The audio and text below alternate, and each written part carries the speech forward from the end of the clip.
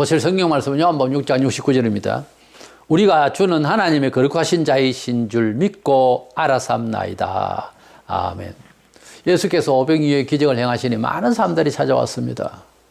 그래서 예수님께서 많은 사람들이 와서 이렇게 한 방에 그냥 중요한 말씀을 해야 되겠다 이렇게 생각을 하셨는지 자신이 생명의 떡이고 내 살을 먹고 내 피를 마시는 자 영생하리라. 자, 찾아온 사람들은 떡 5개 물고기 2마리 5천 명을 먹인 사건 앞에서 경제 대통령이나 될까 해서 찾아왔는데 로마체에 있었으니까 희망을 걸고 왔었어요. 근데 예수님은 그런 백성들의 그 생각을 몰라서가 아니고요. 내용에 보면 그 찾아온 이유를 아신다고요. 아무래도 뭐 전지하시는 게 다 아시죠. 근데 주님께서는 무엇보다 영생을 얻도록 해야 된다. 그러니까 내가 실제 너희들에게 기적을 베푼 이유가 무엇이며 그런 기적을 베푼 사람을 어떻게 알고 바라봐야 되는가에 대해서 말씀을 하셨단 말이에요. 그런데 백성들은 관심이 없는 거예요. 그냥 뭐 떡만 많이 주면 된다는 거지. 물질주의라는 거죠. 그렇게 긴 설교를 하시니까 다 떠나버렸어요. 제자들 12이 있는데 너희들도 떠날 거냐고 했을 때에 답하기를 하나님의 거룩하신 자신 줄 우리가 알았기 때문에 우리는 갈 것 아닙니다. 안 갑니다. 그렇게 답한 내용이에요.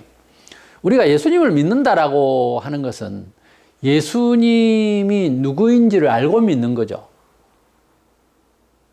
우리도 교회도 믿는데 예수 믿는데 그래도 교회 안 간다. 물어보면 예수를 잘 몰라요. 예수가 누군지를 알아야 됩니다.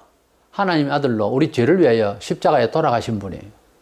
그것을 집사가 되기까지 계속 들었는데도 자살하는 사람은 뭐냐면 많이 죽잖아요. 예수님이 우리 죄를 위해 돌아가신 분으로 안 믿었다는 거지요. 그 중에 가룟 유다, 이 본장에 보면 끝에 그렇게 나오죠. 가룟 유다는 3년 동안 예수 옆에 있었어요. 안 믿었잖아요. 누구 잘못입니까?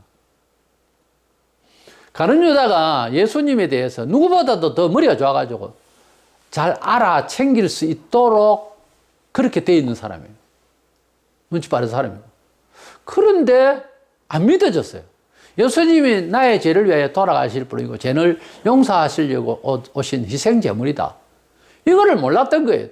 같이 죄를 짓고 크게 잘못한 베드로는 통회하고 회개를 했거든요. 그건 믿었다는 이야기죠. 그래서 예수님을 믿는다라는 것은 따라다니면 사도들만큼 가까이서 따라다니는 사람 누가 있어요? 교회를 왔다 갔다 한다. 친구 따라 강남까지 그렇게 왔다 갔다 한다. 그게 아니에요. 그리고 하나님을 믿는다는 것이 미신적으로 믿는 것이 아니고 누군지를 알고 믿는 거예요. 그래서 믿음을 깨닫자라는 주제로 말씀을 나누고자 합니다. 먼저는 이 믿음은 미신이 아니고 성경을 근거로 해서 하나님의 말씀대로 믿음을 가지면 삶의 의의와 나 존재와 하나님에 대해서 예수에 대해서 아는 지각이 또 삶의 지혜가 생겨야 됩니다. 내가 교회를 다니고 내가 예수님을 믿을 수밖에 없는 타당성을 본인이 깨우치고 다녀야 된다 이거예요. 두 가지가 있어요. 하나님을 확실히 믿고 천지창조주를 이제 믿어졌다. 웬일로 그렇게 깨달아졌다 하면 그 다음부터는 일일이 다 해석은 안 돼도 무조건 따라가겠다. 내가 해석이 이해가 얼른 안 되면 믿음의 선배들이 이끄는 대로 따라가겠다. 이게 순종신앙이에요. 믿음의 순종의 믿음이에요. 그 다음에 말씀대로 따라가면서 깨우치면서 본인도 이해가 되어져서 깨달음의 믿음이 있어요. 깨달음의 믿음이 더 중요해요.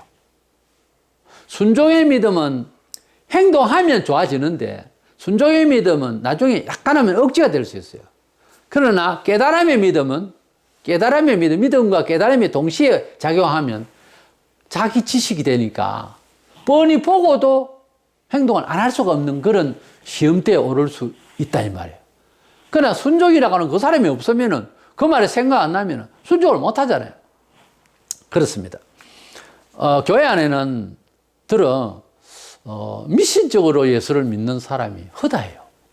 또는 이제 펠로십으로 교제가 되고 하니까 종교 문화 생활에 되는 사람도 많이 있습니다. 이것은 구원 얻을 수 있는 기회에 들어와 있다는 것이지 구원을 확정해 줄 수 있는 사람들이 아니에요. 이렇게 되면은. 그래서 하나님을 믿는다, 예수님을 믿는다 할 때는 그 믿음에 대한 타당성에 대해서 신앙 고백을 남과 같이 똑같이 할 필요는 없어요. 본인이 할 수 있어요. 예수님을 어떻게 생각하십니까? 물으면 당연히 답할 수 있습니까? 그대의 편에서 말하라고요. 믿기는 믿는데요. 그래, 어떻게 믿습니까? 말하기를 주저합니다. 어려워합니다. 어떻게 말을 하면 똑바로 말할까? 좀 더 겸손하고 좀 더 바르게 말할까? 거짓말입니다. 그 겸손 아니요. 원래 이산가족 찾기에서 부모를 만날 때, 예, 저는 목 뒤에 점이 있고, 오른쪽 손가락 하나가 어릴 때 잘렸고, 우리 집은 우물이 있었고, 위에 포도나무가 있었고, 그런 집에 살았고, 어쩌고 하면, 전구 방영할 때, 제가 우리 아이다. 그래가지고 만나잖아요. 만나면 쓰러지는 사람도 많았어요. 우리가 하나님을 믿는다는 게 지식적 낭만이 아닙니다. 또 이상가족 만나듯이 완전히 회개할 때 제가 자랑은 아니잖아요. 뒤에 목이 있고 손가락이 하나 있고 이 자랑입니까? 막 확인합니다. 부모와 자식 간의 관계의 성립이 맞는지 되는지에 대해서. 제가 지금 무슨 말을 하려는지 아시겠습니까? 하나님을 정말로 몸으로 체험하고 살갑게 그렇게 대하려면 내 모습을 그대로 내놔 수 있어야 되는 겁니다. 이거저거 다 감추고 성형수술까지 해가지고 어떻게 부모를 만납니까? 그러니까 하나님을 만난다, 하나님을 믿는다라고 하는 것은 사정을 똑똑히, 부모가 혹시 자식이 어디 아픈 것이 또는 흠이 있는 것을 모를 수도 있어요. 혹 부모니까 이제 부모지만은. 그래서 이렇게 내 몸은 내가 알잖아요. 그래서 내가 그것을 얘기를 해주면 더 좋죠. 부모가 관리를 더 해줄 수 있으니까. 아버지, 어머니, 내가 어디 아파요. 어디가 이상해. 그렇게 말하면 더 좋죠. 대책을 해야 되니까. 부모가 신은 아니니까 모를 수 있단 말이에요. 하나님은 신이시니까 이렇게 말할게 하면 할수록 정확하게 거기에 대한 해답을 주시고 이끌어 주신다고 말이에요. 우리가 그런 우리의 모습, 우리 삶의 승리의 매뉴얼 같은 것이 성경이에요. 성경을 읽으면은 어떻게 살 방도에 대한 지각이 생기게 되어 있습니다. 디모데후서 3장 15절에 또 어려서부터 성경을 알았나니 성경은 능히 너로 하여금 그리스도 예수 안에 있는 믿음으로 말미암아 구원에 이르는 지혜가 있게 하느니라. 성경을 읽으면은 또는 들으면은 예수 그리스도가 누군지를 통하여 알게 되고 예수 그리스도를 통하여 믿음으로 승리할 수 있는, 생명을 얻을 수 있는, 잘 될 수 있는 길에 대해서 성경을 읽는데, 성경에는 역사서에 대한 내용도 있고 시도 있고 예언도 있고 한데, 이 성경을 읽고 듣는 가운데서 예수 그리스도를 중심으로 자기 인생을 돌아보고 사후의 세계까지 연결되어지는 인생의 참 의와 삶의 지혜, 바른 삶의 방식에 대해서 이것이 뇌에 이슬처럼 내리게 되어 있습니다. 사람이 하루아침에 그렇게 당장 되기는 특수한 사람이 아니면은 그렇게 안 되고 수개월 안에 이렇게 간절하면은 바짝 사람이 바뀌어요.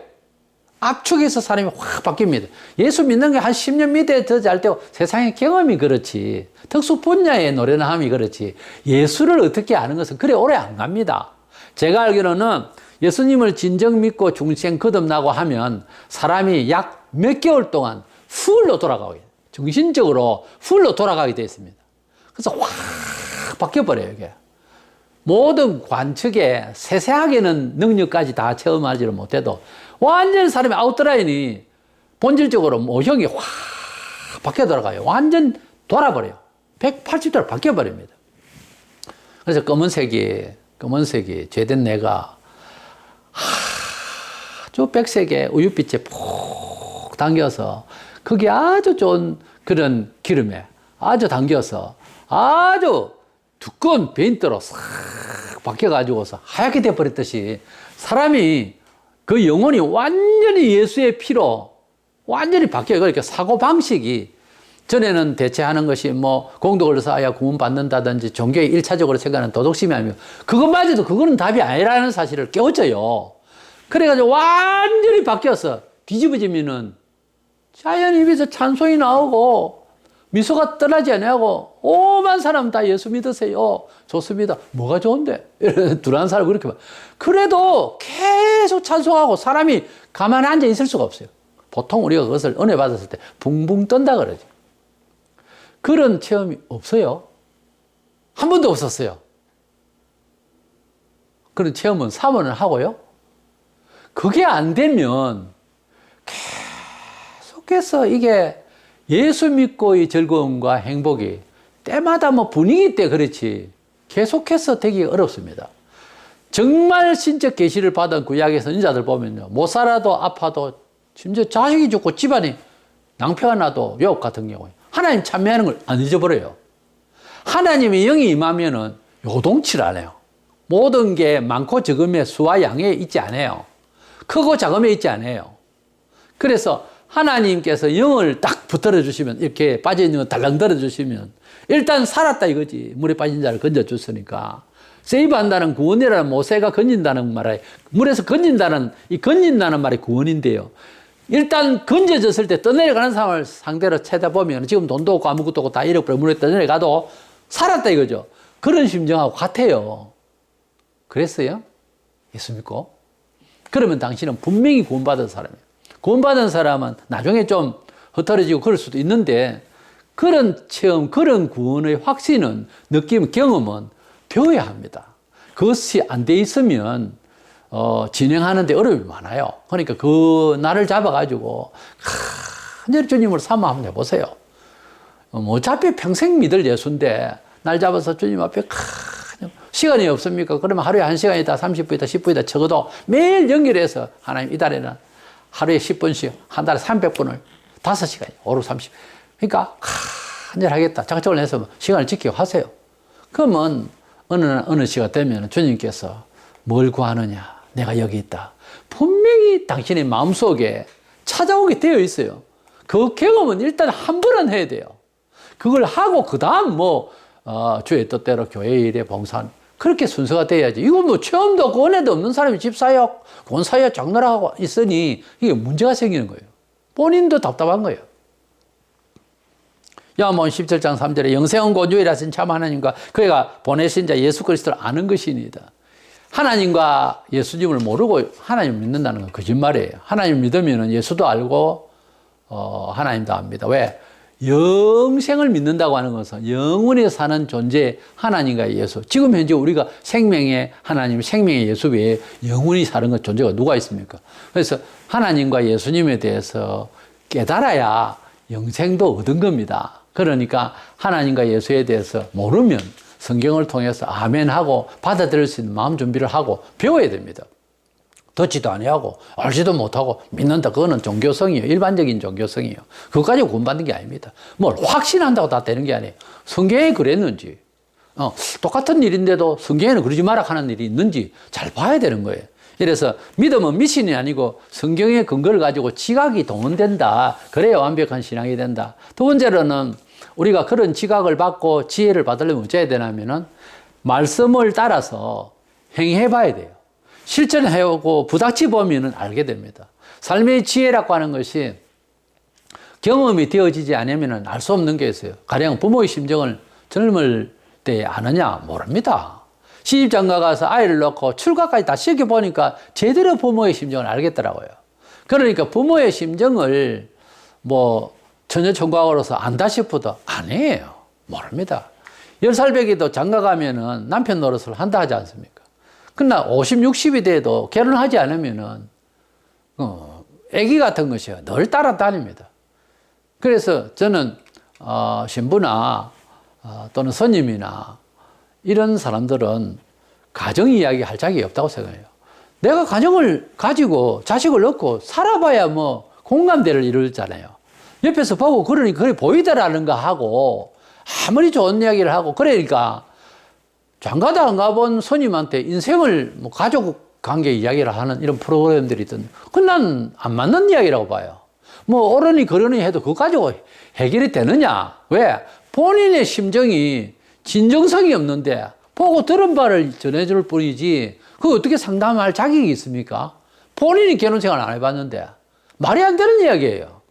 가령 예를 들어서 이혼을 하지 말도록 권유하는 선생으로 예를 들어서 세미나를 한다. 본인은 이혼했다. 무슨 이유가 있었어? 말이 안 되는 거예요. 나서지 마세요. 덕이 안 되면 나서지 마세요. 아무리 잘나도 나서지 말라고. 왜냐하면 구설수에 오를 일이 있으면 하지 마세요. 그게 정답이지. 말 잘한다고 못된 일을 다 합니까? 아니거든요. 유대인들 보세요. 얼마나 말을 잘하고 종교 상식이 있었고 그래도 손가락 갖다가 안 하고 백성들만 괴롭히는 거예요. 그래서 예수님께서 그들의 말 하나만은 듣고 행위는 그게 태도는 본받지 말라. 제자들이 그렇게 말씀하셨어요. 많이 배우니까요. 많이 알죠. 그럼 신학 박사는 신앙이 최고냐? 아니요. 오히려 거꾸로 될 수가 있어요. 많이 알면 알수록 교만해지기 쉽거든요. 조심해야 됩니다. 고린도전서 8장 2절에 만일 누구든지 무엇을 아는 줄로 생각하면 아직도 마땅히 알 것을 알지 못하는 것이요. 그랬어요. 우리가 뭘 많이 아는 것 같지만은 결국은 알 수 없는 사람, 알 수 없는 일들이 너무 많습니다. 이래서 항상 겸손해야죠. 뭘 많이 알면 뭐 안다고 이상하게 신앙생활 좋다가 신학교 가면은 기도도 사랑도 부족하고 희한합니다. 한국에서 잘 믿던 사람이 외국에서 뭐 박사학위 받고 사람이 돌변해가지고 오는 거예요. 우리가 많이 배울수록 더 알찬 하나님의 말씀에 복음의 사람이 되고 이래야 되는데 만약 그것이 아니면은 잘못 배운 거예요. 단적으로 말해서 베드로전서 4장 14절에 보면은 너희가 너희의 그리스도의 이름으로 치욕을 당하면 복이 있는 자로다. 영광의 영 곧 하나님의 영이 너희 위에 계심이라. 우리가 하나님의 성령을 받고 지각을 받고 영안이 밝아야 되겠는데 깨달음이 좋아야 되겠는데 이것은요 주님의 뜻대로 살아간다는 게 장사가 없어요. 다 힘들어. 자존심 깨야 되지요. 존재감 부서지지요. 손해보지요. 직접적으로 돈도 경제적인 손상도 생길 수가 있고 몸을 다칠 수도 있고요. 핍박을 받으면 두드려 맞을 수도 있어요. 고소할 수 있는데 성경에는 또 웬만하면 하지 마라 했으니까 이런 걸 다 지켜나가려 하면은 억울해서 못 살아. 억울해서 살이 떨리고. 안 그래요, 여러분은? 천사같이 항상 받아들여. 나는 짜증이 나던데. 그러나 그것을 안고 주님의 뜻대로 산이라고 살면 성령의 감화가 와요. 그걸 일일이 다 부딪히면 성령의 감화는 없어요. 네. 이 세상이 이런 죄성으로 굉장히 이기적이고 아주 개인적이고 그래요. 그러나 성경은 공동체적이고 사랑과 은혜와 헌신적으로 살도록 되어 있거든요. 이게 안 맞아요. 그러니까 손해를 많이 받을 수도 있습니다. 그런데 우리 사람은 본래 근성이요.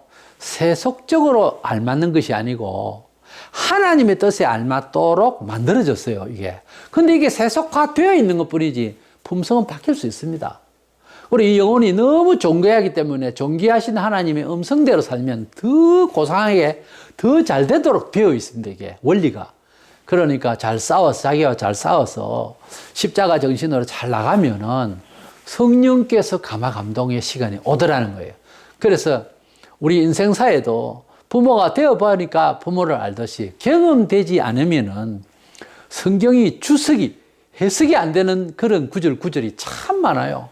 주일 성수 문제도 주일날 교회를 꼭 못 갈 형편이 문 사건이 터졌다. 그래도 예배를 먼저 하고 뭐 초상집도 가야지. 이런 식으로 예배를 일단 먼저 드릴 공적인 순서가 되어 있고 예배가 먼저다 이래가지고 예배를 드리고 주일날은 돈벌이를 안 하고 아무리 좋은 기회가 와도 그렇게 되어졌을 때에는 손해도 되고 욕도 듣고 한동안 힘들 수 있어요.